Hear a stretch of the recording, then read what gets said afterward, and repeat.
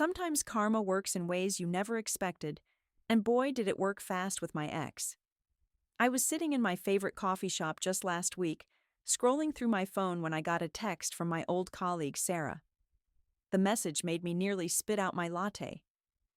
3 months after I walked away from the most toxic relationship of my life, my ex had just experienced the most humiliating professional disaster I could ever imagine. As I read the details, I felt this wave of vindication mixed with genuine disbelief. Before I dive into this story, let me know in the comments where you are watching from, and if you have ever had karma catch up with an ex, hit that like button and subscribe for more real stories. Trust me, you will want to hear what happened next, because this gets wild. Let me start from the beginning so you understand how deeply satisfying this eventual comeuppance really was. My name is Camilla. I am 28 years old, and at the time this story takes place, I was working as a marketing coordinator at a tech startup in Austin, Texas. Picture one of those trendy open offices with ping-pong tables and kombucha on tap, where everyone is under 35 and talks about disrupting industries over artisanal coffee. I have always been the type of person who throws herself completely into her work. Maybe it comes from growing up in a middle-class family where my parents drilled into me that success comes from hard work and dedication. Whatever the reason, I was that employee who stayed late to perfect presentations, who volunteered for extra projects, and who genuinely cared about delivering quality results. Our team was small, just 15 people, which meant everyone knew everyone else's business pretty intimately. That is how I met Jake Thompson. He was 32, a senior sales manager who had joined our company about 6 months before me. Jake was tall, probably 6'2", with perfectly styled brown hair and the kind of confidence that fills up a room when he walks in. He always dressed impeccably, favoring expensive button-down shirts and watches that probably cost more than my monthly rent. During meetings, he had this way of speaking that made everything sound important and urgent, like he was sharing state secrets rather than discussing quarterly projections. We first spoke at a company happy hour on a Thursday evening in March. I was standing near the bar nursing a gin and tonic and listening to my coworker Amanda complain about her latest dating app disaster when Jake appeared beside me. He had this charming smile and immediately launched into a conversation about travel, asking if I had been to Portugal because he had just returned from Lisbon and could not stop raving about the food scene there. He was attentive, asking follow-up questions, remembering details I mentioned about my own travel experiences. Looking back, I realized this was probably a calculated move, but at the time it felt refreshing to meet someone who seemed genuinely interested in what I had to say. Our first official date was at this upscale Italian restaurant downtown, where the pasta costs $30, and they dim the lights so low you need your phone flashlight to read the menu. Jake insisted on picking me up, opened car doors, pulled out my chair, and paid for the entire meal without even glancing at the check. He asked thoughtful questions about my career goals, my family, my hobbies. He shared stories about his own background growing up in suburban Dallas, his business degree from University of Texas, his ambitions to eventually start his own consulting firm. The early weeks of our relationship felt like something out of a romantic movie. Jake would surprise me with coffee delivered to my desk in the mornings, complete with little notes written in his neat handwriting. He sent flowers to the office for no particular reason, planned elaborate weekend getaways to nearby cities like San Antonio and Houston. During work events, he would find excuses to touch my hand or whisper comments in my ear that made me laugh. Some of my female colleagues seemed envious of the attention I was receiving, while others gave me concerned looks that I completely misinterpreted at the time. But even during this honeymoon phase, there were small warning signs that I either ignored or rationalized away. Jake had this way of picking up my phone when it buzzed, claiming he was just being playful, but always managing to see who was texting me. If I mentioned having lunch with a male colleague, he would make jokes about whether the guy was hitting on me, then follow up with comments about how I was probably too trusting and naive to recognize flirtation. When I wanted to spend Friday nights with my girlfriends, He would suggest romantic alternatives, making me feel guilty for choosing anyone else over him. The most troubling pattern was how he started positioning himself as the expert on my work projects. During team meetings, Jake began offering suggestions for my campaigns, sometimes even contradicting strategies I had spent weeks developing. When I would express my own ideas, he would nod thoughtfully and then rephrase exactly what I had just said, as if he was clarifying or improving upon my thoughts. Afterwards, people would approach him to discuss the concepts further, leaving me standing there feeling somehow invisible, despite being the originator of the ideas. Whenever I tried to address these behaviors, Jake had a remarkable ability to make me feel like I was being oversensitive or misunderstanding his intentions. He would say things like, "I am just trying to help your career," or, "You know I believe in you more than anyone." The phrase, "You are being too sensitive," became his standard response to any concern I raised, delivered with this patronizing smile that made me question my own perceptions of reality. The shift from uncomfortable behaviors to genuinely toxic patterns happened gradually then, all at once. Jake's possessiveness evolved from playful curiosity about my friendships to actual demands for detailed explanations of my whereabouts and conversations. His professional interference transformed from helpful suggestions to deliberate sabotage disguised as support. The first major incident that should have been a massive red flag happened during a crucial client presentation in late spring. I had been working for 3 months on a comprehensive marketing strategy for a potential account that could bring in over $1 million in revenue for our company. This project consumed my evenings and weekends, required extensive market research, competitor analysis, and creative campaign development. I had created detailed presentations, drafted sample materials, and prepared talking points that demonstrated exactly how our services could solve this client's specific challenges. The night before the presentation, Jake asked to review my work. He framed it as wanting to provide feedback and support, suggesting that since he had more experience with high-stakes client meetings, he could offer valuable insights. Like an idiot, I walked him through every aspect of my strategy, explained my reasoning behind each recommendation, and even shared the psychological research I had used to inform the messaging approach. The next morning, I arrived at the conference room, 5 minutes before the meeting was scheduled, to start carrying printed copies of my presentation materials and feeling nervous, but prepared. Then Jake walked in, approached the front of the room, and began presenting my entire strategy as if he had conceived and developed every single element himself. I sat there in stunned silence, watching 3 months of my work being claimed by someone else, while a room full of colleagues and potential clients praised his innovative thinking.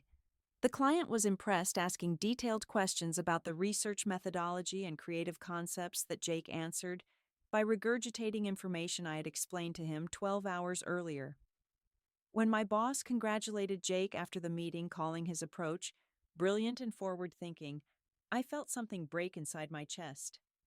When I attempted to speak up to clarify my role in developing the strategy, Jake smoothly cut me off with comments about how I had been helpful with research and data gathering. He made it sound like I was a junior assistant who had supported his vision rather than the architect of the entire approach. The client and my colleagues nodded along, and I realized that saying anything further would make me look petty and desperate. Meanwhile, Jake was extending his control into every aspect of my personal life. He convinced me to skip my best friend Sarah's birthday party because he had planned a surprise romantic dinner that conflicted with the celebration. When I protested, he made me feel selfish for prioritizing other people over our relationship, questioning whether I was truly committed to making us work. Financial manipulation became another tool in his arsenal. Jake would suggest expensive restaurants for our dates, order wine that cost more than my grocery budget for a week, then expect me to split the bill equally. When I mentioned that these choices were straining my finances, he would act hurt that I was prioritizing money over quality time together, or suggest that I needed to be more ambitious about advancing my career if I wanted to afford a certain lifestyle. He demanded access to my social media accounts, claiming that couples in serious relationships should not have secrets from each other. Once he had my passwords, He monitored my activity, obsessively questioning why I had liked certain posts or responded to particular comments. He would bring up conversations I had forgotten, having proving that he was reading through my private messages with friends and family members. During holiday visits with my parents, Jake would find subtle ways to criticize my family's choices and values. He would make comments about their house being dated, their political views being naive, their career advice being irrelevant to modern success. After these visits, he would spend the car ride home pointing out ways my family had been disrespectful to him or dismissive of his opinions, gradually creating distance between me and the people who had always supported me. The constant criticism extended to every aspect of my appearance and personality. Jake would suggest that I should dress more professionally if I wanted to be taken seriously at work, then follow up by offering to take me shopping for clothes that would improve my image. He would comment that my hair looked better when I styled it a certain way, that I would be prettier if I lost 10 pounds, that I talked too much during group conversations, and should focus more on listening. Through all of this, I found myself becoming smaller and quieter, second-guessing every opinion I expressed, and apologizing for taking up space in my own life. My friends started commenting that I seemed different, less like myself, but I attributed their concerns to jealousy over my relationship rather than genuine worry about changes they were observing in my behavior and confidence. The final straw came during our company's annual holiday party in December. This was supposed to be a celebration, a chance for everyone to relax and enjoy each other's company outside the usual work pressures. I had bought a new dress, done my hair and makeup carefully, and was looking forward to an evening of good food and conversation with colleagues I had grown to genuinely like. Jake started drinking early and heavily, which was unusual for him since he typically maintained strict control over his image and behavior. As the evening progressed, I watched him become increasingly flirtatious with Melissa, a new intern who had joined our marketing team just a few weeks earlier. She was 22, blonde, enthusiastic about everything, and clearly flattered by attention from a senior employee. When I approached Jake quietly and asked if we could talk privately, he laughed dismissively and told me I was being clingy and embarrassing myself in front of everyone. This conversation happened within earshot of at least 6 other colleagues, including my direct supervisor and the company's head of human resources. I felt my face burn with humiliation as people quickly looked away, pretending they had not witnessed this public dismissal of my completely reasonable request. That night when we got back to my apartment, I tried to have a calm conversation about how his behavior had made me feel. Instead of acknowledging any responsibility for the humiliation I had experienced, Jake turned the entire situation around on me. He accused me of being jealous and insecure, of trying to control his interactions with other people, of embarrassing him by acting possessive and desperate at a professional event. Then he delivered an ultimatum that revealed exactly how he viewed our relationship dynamic. He told me that I needed to change my attitude, become more secure and supportive, and stop creating drama over innocent conversations with colleagues. If I could not handle being with someone as successful and social as him, then maybe we should reconsider whether we were compatible long term. As I listened to him speak, something clicked into place in my mind with startling clarity. This was not love. This was not partnership. This was a systematic effort to control and diminish me while positioning himself as the reasonable party who was graciously tolerating my emotional instability. That night, after Jake finally left my apartment, I sat on my couch until 3 a.m, staring at the wall and processing the reality of what my life had become over the past 8 months. For the first time in months, I allowed myself to think clearly about the pattern of behaviors I had been rationalizing and minimizing. I realized that I had been living in a constant state of anxiety, walking on eggshells, monitoring my own thoughts and reactions to avoid triggering his displeasure. The next Monday morning, I arrived at the office 30 minutes early, before Jake typically showed up for work. I wanted to have this conversation on my own terms, in a space where I felt some measure of control and confidence. When Jake walked into our shared workspace area, He had this expectant smile on his face, clearly anticipating that I would apologize for my behavior at the holiday party and promise to be more understanding in the future. Instead, I asked him to step into the small conference room for a private conversation. Once the door was closed, I delivered a speech I'd been rehearsing since Saturday night. I told him that our relationship was over, that I would not tolerate being spoken to disrespectfully or having my professional contributions minimized, and that I needed him to maintain appropriate boundaries with me going forward. Jake's reaction progressed through several predictable stages. First came shock, as if the idea that I might end our relationship had never occurred to him as a possibility. Then anger with raised voice and accusations that I was making a huge mistake and would regret this decision. Finally, manipulation with promises to change his behavior and declarations that he loved me too much to let me walk away from what we had built together. Throughout this conversation, I remained calm and firm in my position, which seemed to frustrate him more than emotional responses would have.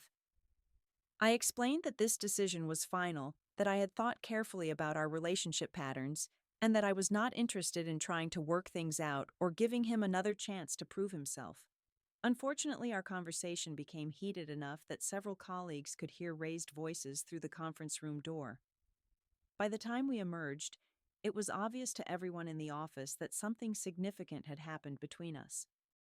Jake spent the rest of the day alternating between trying to convince mutual colleagues that I was having some kind of emotional breakdown and making veiled threats about how difficult he could make my work life if I continued to be unreasonable.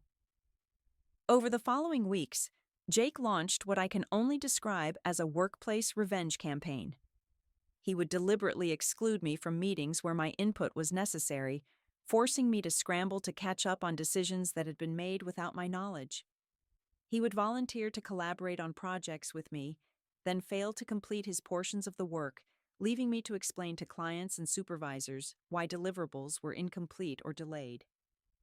Most insidiously, he started spreading rumors about my mental state and professional competence. He would make comments to colleagues about how I seemed stressed and overwhelmed lately, how he was concerned about my ability to handle challenging projects, how my personal issues might be affecting my work quality. These observations were delivered with a tone of concern rather than criticism, making it difficult for anyone to call him out for undermining me while simultaneously planting seeds of doubt about my reliability and stability. My supervisor found himself in an awkward position, trying to manage two employees who clearly had personal conflicts while maintaining team productivity and morale.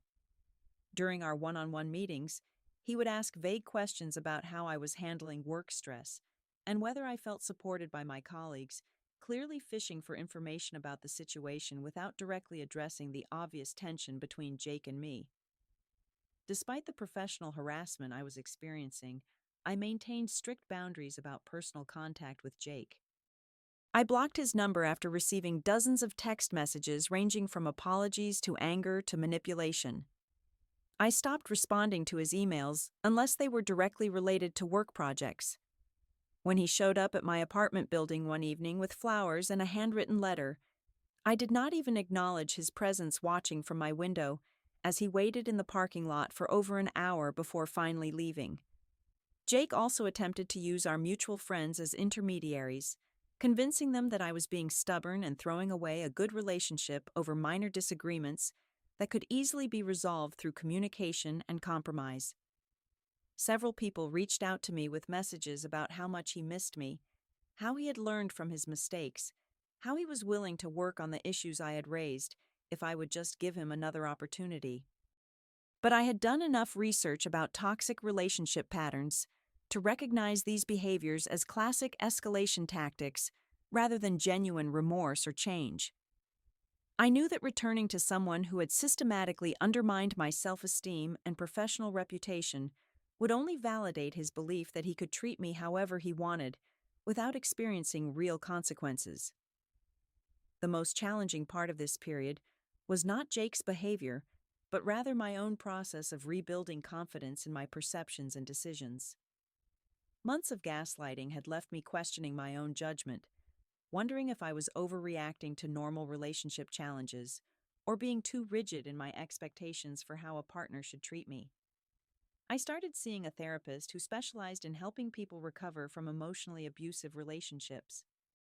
Through our sessions, I began to understand how gradually my boundaries had been eroded, how systematically my achievements had been minimized, and how effectively I had been isolated from my support system. This professional validation of my experiences was crucial for rebuilding trust in my own instincts and perceptions. As winter turned to spring, I also began seriously considering whether staying at our company was sustainable long term. While I loved my work and had built good relationships with most of my colleagues, the daily stress of navigating Jake's presence and his ongoing attempts to undermine my reputation was taking a toll on my mental health and job performance. Then an opportunity presented itself that would change everything about my situation and set the stage for the most satisfying karma I could have imagined. In April, I received a LinkedIn message from a recruiter representing one of our company's main competitors, a larger marketing firm that had been expanding their digital strategy team. They were looking for someone with my specific combination of skills and experience, and the position they described represented a significant step up in both responsibility and compensation. The interview process was refreshing in ways that helped me realize how much I had been undervalued in my current role. The hiring manager asked detailed questions about projects I had led, strategies I had developed, and results I had achieved. She seemed genuinely impressed by the work samples I presented, particularly the comprehensive campaign strategy that Jake had claimed credit for months earlier. For the first time in almost a year, I felt like my professional abilities were being recognized and appreciated. When they offered me the position with a 25% salary increase and better benefits, I knew this was my opportunity to make a clean break from the toxic environment that had been wearing me down for months.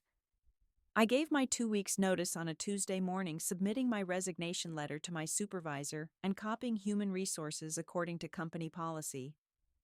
Jake's reaction to news of my departure was swift and predictable. He immediately approached me with this mixture of hurt and anger, demanding to know why I had not discussed this decision with him first, as if my career choices were somehow subject to his approval or input. When I calmly explained that I had found a better opportunity and was excited to pursue new challenges, he accused me of running away from our problems rather than working to resolve them like a mature adult. During my final 2 weeks, I maintained strict professionalism, despite his attempts to create drama or manipulate the situation.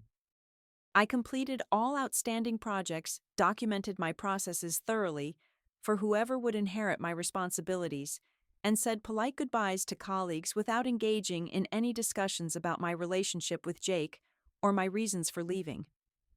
My last day at the company was a Friday in early May. I packed my personal belongings into a single cardboard box, turned in my company laptop and building access card, and walked out of that office feeling lighter than I had in months. Several colleagues mentioned that they would miss working with me and asked me to stay in touch, while others seemed relieved that the tension between Jake and me would finally be resolved through my departure. I started my new job the following Monday, and the contrast was immediately apparent. My new colleagues treated me as a capable professional whose opinions were valuable and whose contributions were recognized. My supervisor gave me challenging projects that played to my strengths, rather than limiting my involvement or minimizing my expertise. For the first time in almost a year, I remembered what it felt like to enjoy going to work and feel confident in my professional abilities. Meanwhile, Jake had been claiming credit for the strategy work I had done on that major client account, the same presentation he had stolen and presented as his own almost a year earlier. The client had been so impressed with the initial campaign that they wanted to expand their partnership with our company, requesting a follow-up presentation that would outline Phase 2 of the marketing strategy. This is where Jake's dishonesty finally caught up with him in the most spectacular and humiliating way possible. Since I was the actual architect of the original strategy, I had developed detailed plans for how the campaign could be scaled and expanded based on performance data and market feedback. These next phase concepts were never shared with Jake, because our breakup and my departure happened before the client had requested additional work.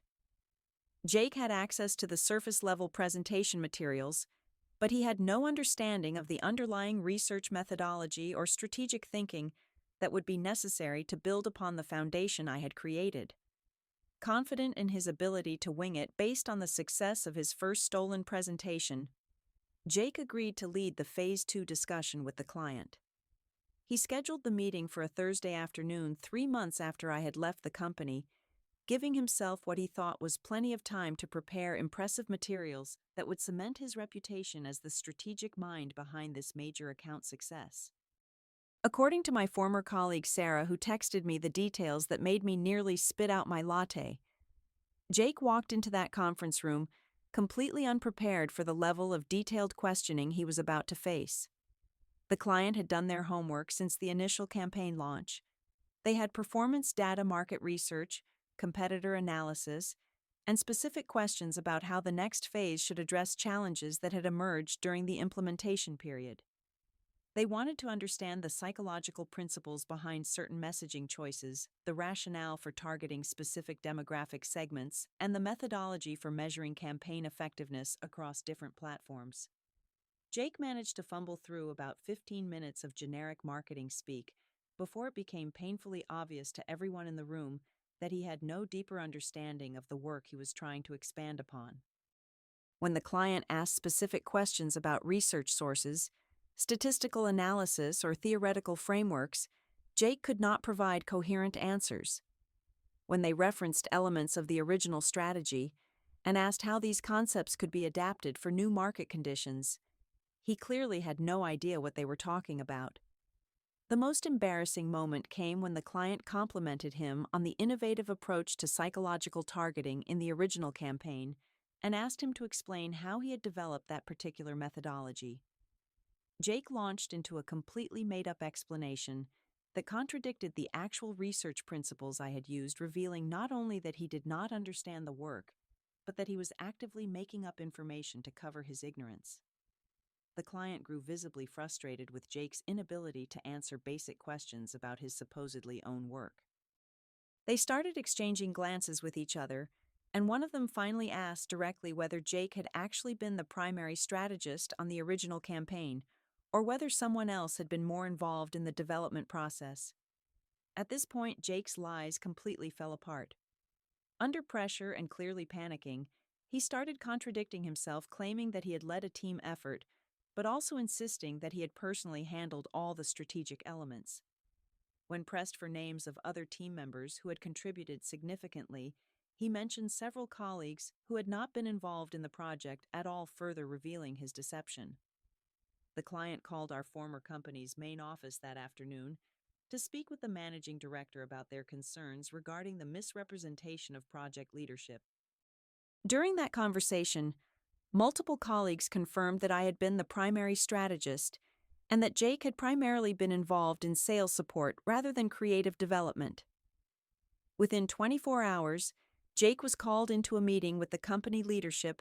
The client had withdrawn their account, citing misrepresentation and lack of confidence in the team, and an internal investigation had been launched into other projects where Jake might have claimed inappropriate credit for other people's work. The investigation revealed a pattern of intellectual theft stretching back to before I had even joined the company. Jake had been systematically claiming credit for ideas, strategies, and creative work developed by junior colleagues, particularly women who were less likely to challenge his authority or create conflict over attribution. He was fired the following Monday for professional dishonesty, misrepresentation of qualifications, and violation of the company's ethical standards. Word spread quickly through our industry network about what had happened, making it extremely difficult for Jake to find another senior position with a reputable firm. When Sarah told me this story, I felt a complex mix of emotions. There was definitely satisfaction in knowing that his dishonesty had finally been exposed and that he had faced real consequences for behavior that had hurt multiple people. But there was also a sense of sadness for how completely he had sabotaged his own career through choices that were ultimately unnecessary and self-destructive. More than anything, I felt grateful that I had trusted my instincts and removed myself from a situation that was damaging my mental health and professional growth. Watching Jake's downfall from a distance, thriving in a new role, where my contributions were valued, I realized how much stronger and more confident I had become through the process of standing up for myself and establishing healthy boundaries. The experience taught me that sometimes the best revenge is simply living well and allowing toxic people to face the natural consequences of their own behavior. Jake's embarrassment was not something I had orchestrated or wished for, but rather the inevitable result of building a professional reputation on lies and stolen work. Today I am in a loving relationship with someone who celebrates my successes, rather than competing with them, who supports my career goals, rather than undermining them, and who treats me as an equal partner, rather than someone to be controlled or managed. I have continued to advance in my career based on my actual abilities and achievements, building confidence that comes from genuine accomplishment rather than external validation. Looking back, I can see that Jake's behavior was never really about me or my worth as a person. His need to steal credit, control others, and build himself up by tearing down people around him stemmed from his own insecurities and character flaws. Understanding this has allowed me to move forward without anger or resentment, grateful for the lessons I learned about recognizing red flags and trusting my own perceptions. The most important thing I gained from this experience was the knowledge that I deserve to be treated with respect and kindness, both in my personal relationships and professional environment. I learned to value my own contributions and speak up when they are not being recognized appropriately. I discovered that walking away from toxic situations, even when it feels scary or difficult, often opens doors to opportunities that are far better than anything I could have imagined while I was stuck in unhealthy patterns. Now, when I hear stories about people experiencing similar relationship challenges, I always encourage them to trust their instincts and prioritize their own well-being over trying to fix someone else's behavior. Life is too short to spend it making excuses for people who do not value your contributions or respect your boundaries. Sometimes karma works in mysterious ways, but sometimes it works exactly as it should, revealing truth and creating consequences that align perfectly with the choices people make about how to treat others. I want to hear from all of you about your own experiences with karma catching up to difficult people in your lives. Have you ever had an ex face embarrassing consequences after you walked away from a toxic relationship? What was the most satisfying example of natural justice you have witnessed in your own life? Drop your stories in the comments below, because I love reading about how the universe has a way of balancing things out. If this story resonated with you, or if you know someone who needs to hear about the importance of standing up for themselves, please hit the like button and share this video with them.